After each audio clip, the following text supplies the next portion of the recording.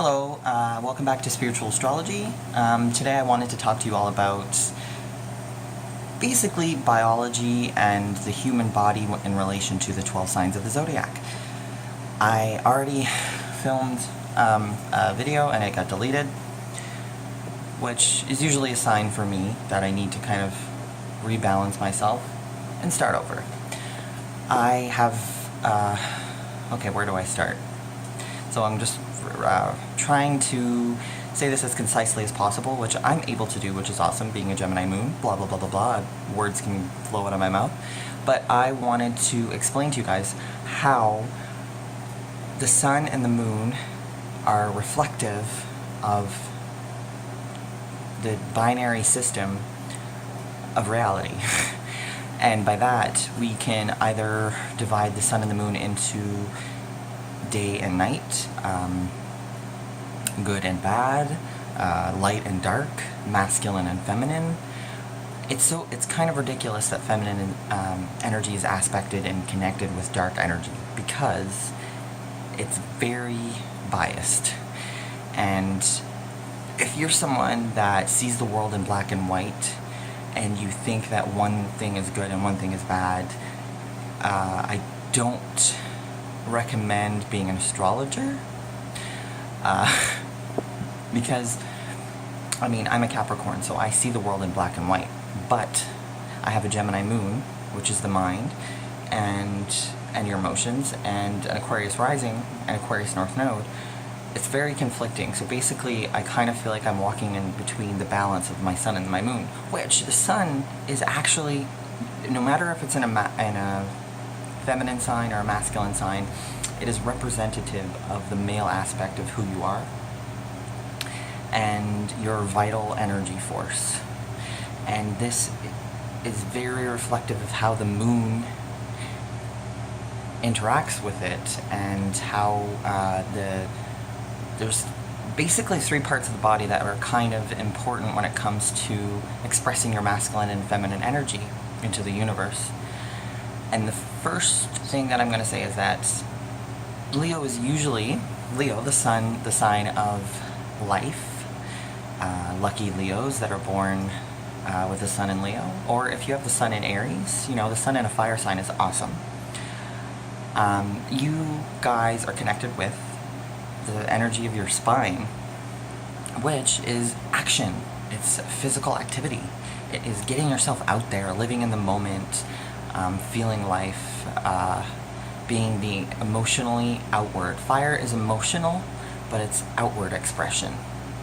It's extroverted, so emotional extroversion is the sun in its natural state, okay?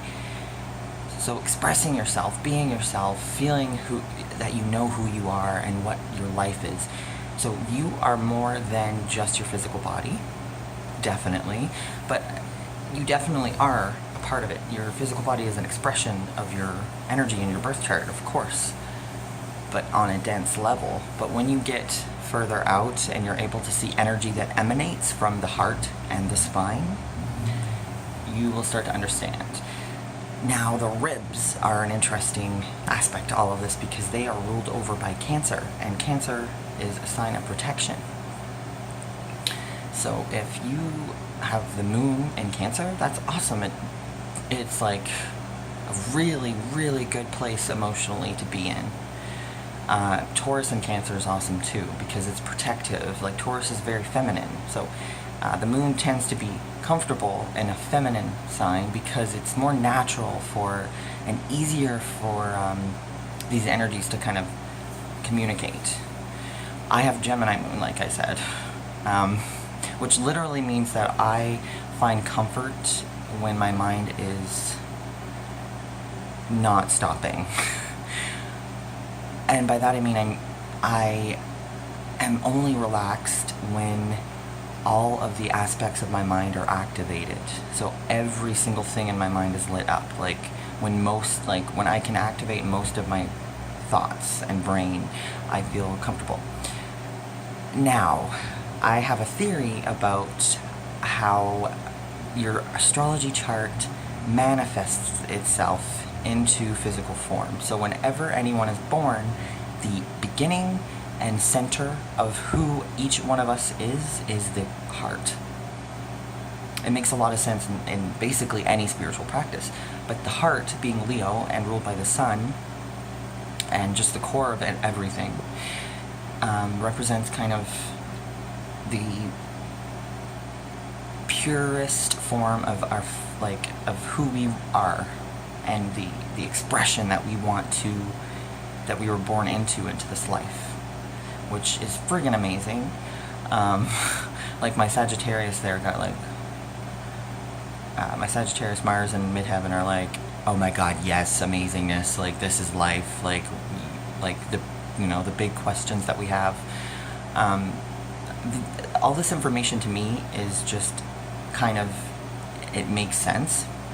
So that's how I pick up everything. I'm very intuitive. So when I started studying astrology when I was young, I looked at the human body and I noticed that, you know, different signs rule over different parts of the body, which it is so representative. If you can see the connection between why Aries rules the head, which makes so much sense because the sun in Aries, which would literally mean the heart and the head, is powerful. Like, these are two really vital things when it comes to life. Like, if you want to live, which fire signs want to live, they want to experience. How do you experience things? Through your head or your heart. And both of these are actually very sensitive body parts. And it's not something that a fire sign will admit, but deep down, of course, they get influenced easily by different things in life. And they strive to be strong, which is why fire leads into earth. So the earth signs emanating from the heart move out first. Fire goes to earth. So after the heart, you get something that needs to support it. So the next sign, like in progression, when it comes to support and kind of having the ability to help the sign before it, Aries is helped by Taurus because the head can only move once we have a neck. So the ability to look around, which it's very complicated, but the ability to move, which Gemini rules, affects the head. So basically the first three signs of the zodiac, Aries, Taurus, and Gemini, work together to help out Aries. So Taurus moves the head and Gemini instills curiosity in order to make sure that the head, like who we are, our consciousness, is examining things around us. This is all basically unimportant if you understand the meaning of the higher aspects of life when it comes to just loving. So you can choose to experience a lot of the other kind of energies, but if you're not focused on your heart, you're just basically disconnected from the source, which is ruled by love, basically. And but Cancer, which is really interesting, does rule the ribs, which is like protective and very feminine and very caring, and just basically, at worst, it can become possessive, like all the water signs. But I mean, interestingly, if you do take a look at the water signs, they are rule over parts of the body that are considered in most societies to be secretive. Like, it's something that people tend to not want to share unless there's an intimate situation. So these are basically sexual aspects of the body, which are the nipples, the genitalia, and the feet. So these are sensitive, basically very sensual parts of the human anatomy, which allows us to connect with other people. The feet are actually, you wonder how the feet are connected, but they are very, very, very much spiritual. The ability to connect two hearts together is very much in need of Pisces energy, which is ruled by the feet. And the feet also have the ability to connect us to the other side, which is very much intimate. You can connect with someone on this side that's still living and you're living, but you can also connect with people that their energies are more subtle because they've passed away. And this is the ability to connect with people on the other side, which is an intimate situation as well. So that is why the feet are ruled by that. But the sun and the moon are very vital to our core. And some of us are born with challenging aspects in our charts that don't allow us the comfortability to express our core energy or feel comfortable with it. And I understand this very well because I was born with things in my chart which influenced me to look within and accept certain qualities of myself. So this is very much important in astrology. This is basically one of the best things you can do to help another person, is to let them know that they can connect with who they really are, and that it's okay, and that the expression of who they really are is a good energy, and they can allow that energy to be expressed in whatever way they need to be. Sometimes our ability to express our sun sign and moon sign are difficult to do because there's bad angles in our charts, or Saturn is doing something bad, or Pluto, Saturn, Mars. Usually if those are an aspect to the sun, which those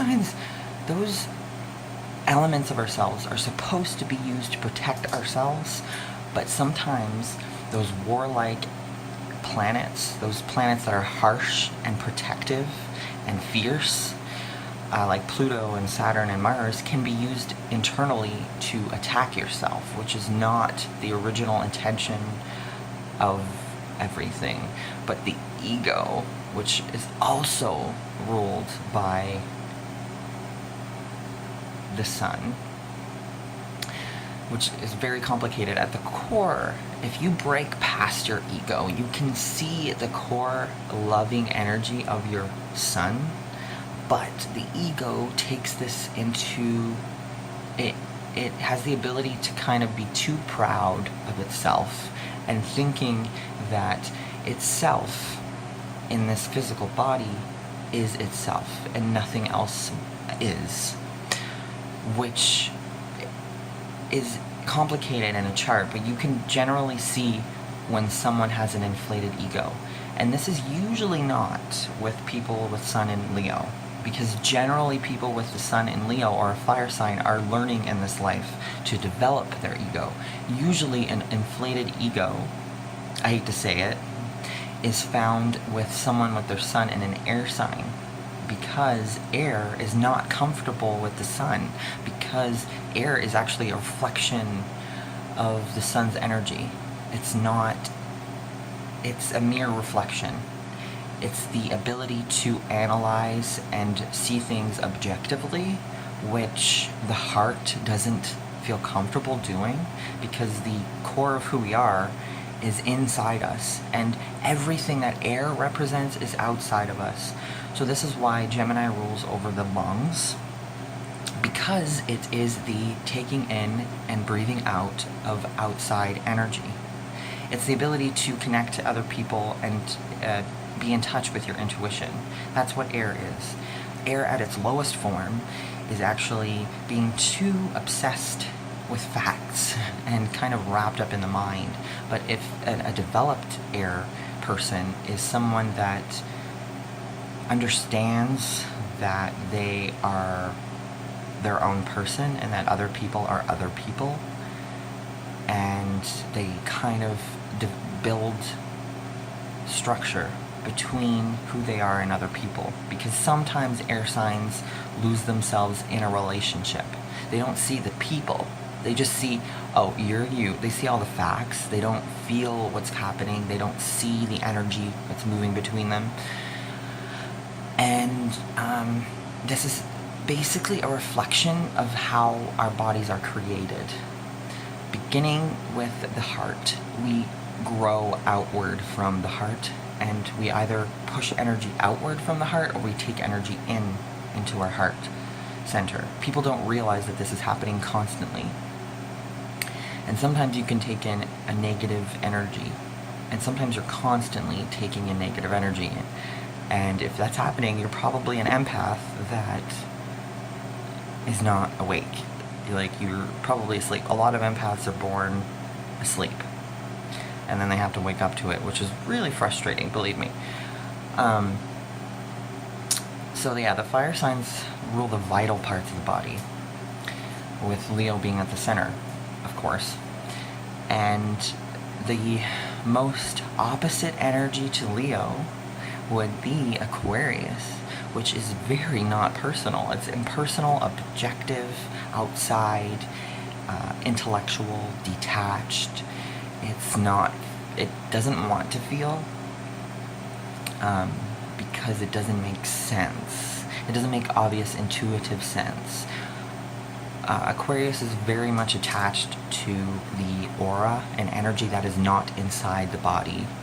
So it's very much outside. It is the part of ourselves that is not connected to the heart.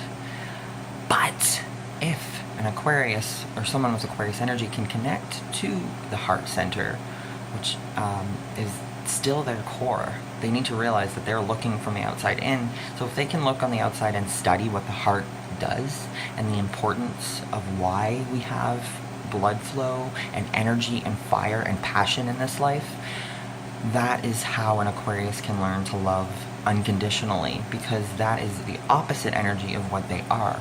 So Aquarius basically has to surrender completely, which is where Pisces comes in, of course.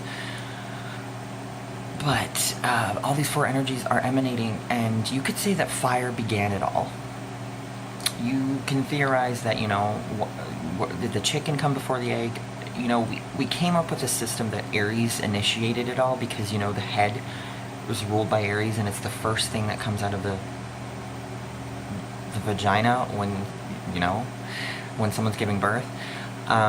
Usually, unless it's a breech birth, which I feel like there has to be something in astrology related to that. There's probably a lot of angles that could influence bad situations during childbirth, and I believe it's ruled over by the 12th house. But the 12 signs of the zodiac clearly rule specific parts of the body, and there's deep, significant meaning behind all of that. And if you are an astrologer that hasn't looked into biological astrology, I recommend it. I think it's fascinating. I think if you have Virgo rising, Virgo moon, or any Virgo placement, you're definitely going to really like it. This is where Virgos generally tend to be persuaded into believing astrology, because of the actual physical manifestation of it, which Virgo needs. They need to see physical, practical results, just like Taurus and Capricorn need. As much as spiritual as I am, I haven't always been. I'm very much, I need to see it to believe it. I need to experience something. I'm not going to go up to someone and ask them, what's the meaning of life? And they give me an answer and believe it. But if I trust my instinct, I can believe it. But of course, looking at an astrology book, because I'm so inquisitive, I can see how things connect, which is very much Gemini. I see all the connections. I am, in some way, a lot of the connections. That's what happens if you're an air sign. This is why air rules over the legs and then arms, and basically, I would say Libra kind of rules the sexual organs as well. Scorpio might rule different aspects of that.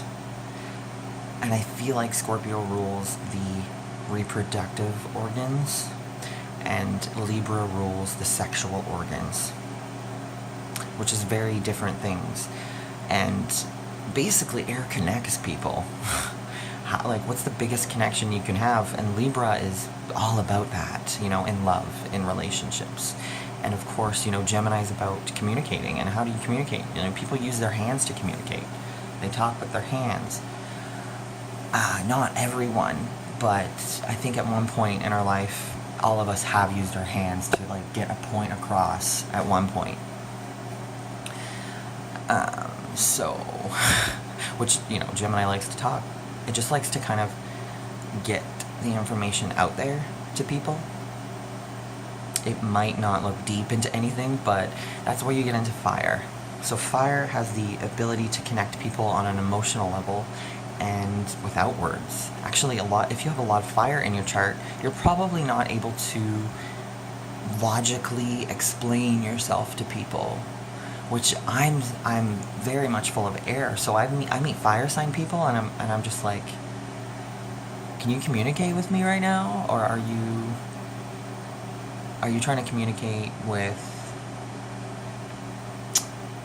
like, I don't get it. So, like, my head kind of, like, goes over my head a little bit, because, you fire sign people connect with physical expression, which oh my god, I was engaged to a Leo, which is my opposite, it's my descendant sign, and I don't have a lot of fire in my chart.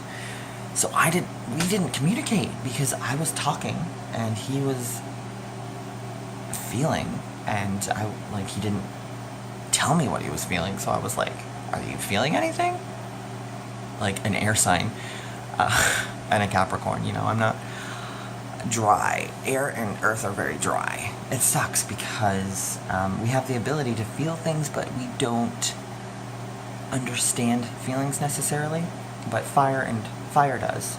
It just doesn't like to be vulnerable, because it's just like, I'd rather go play outside or go to the gym or move my body in some way. Like, I'm just gonna do it. I'm not gonna think about it. And that's fire, which is awesome, because we kind of need that sometimes with all these people out here that are just too focused on the boring stuff of life, which, I'm a Capricorn, so I get it. But anyway, I hope you kind of get what I was saying. I probably didn't explain it in a very down-to-earth way, but I hope you understand the gist of what it's about. It kind of gives you the ability to see life in a new perspective that gives meaning to life, because it's easy for certain people, spiritual people, to question why we're here. But if you kind of see the beauty and intricacies in life, you kind of start to feel connected to different things. And if you aren't connected to your body, you need to connect somehow. And if you can connect with, feeling things physically,